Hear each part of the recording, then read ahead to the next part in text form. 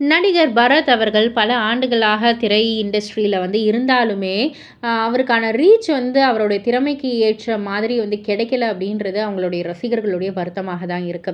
ரீசென்ட்டா ஒரு இன்டர்வியூல வந்து அவர் பகிர்ந்துகிட்ட ஒரு விஷயம், இப்ப இருக்கிற ரீசென்ட் டேஸ்ல சொல்றேன். ஒரு படம் வந்து நல்லா வரணும் அப்படின்னா, கான்டென்ட் ரொம்ப முக்கியம். அதேபோல ப்ரொமோஷனும் ரொம்ப முக்கியம். அதுக்கு ஒரு பெஸ்ட் எக்ஸாம்பிள் தான் வந்து யூத் திரைப்படம். கென்னுடைய இப்ப ரீசென்ட்டா வெளிவந்த யூத் திரைப்படம். கென் வந்து எனக்கு வந்துட்டு ரொம்ப வருஷமா தெரியும். என்னுடைய தம்பி மாதிரி தான் அவன்.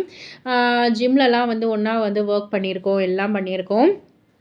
அப்பவே வந்து கென்னுக்கு பல திறமை இருந்தது. நல்லா மியூசிக் போடுவாரு.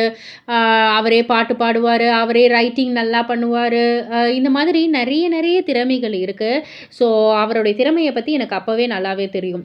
அ அவர் வந்து ஸ்டார் காஸ்டிங்லாம் வந்து ஓரமா வச்சுட்டு, அவருடைய இது வந்துட்டு என்னன்னா, அந்த கன்டென்ட் நல்லா இருக்கணும். ப்ரொமோஷன் வந்து நல்லா இருக்கணும். இது 2த்தையும் பெஸ்ட்டா பண்ணாரு. இந்த படமும் நல்லா பெஸ்ட்டாவே வந்துகிட்டு இருக்கு அவுட்புட்டு. நல்லாவே ஒரு சூப்பரான ஒரு ரீச் அடைஞ்சிருக்கு.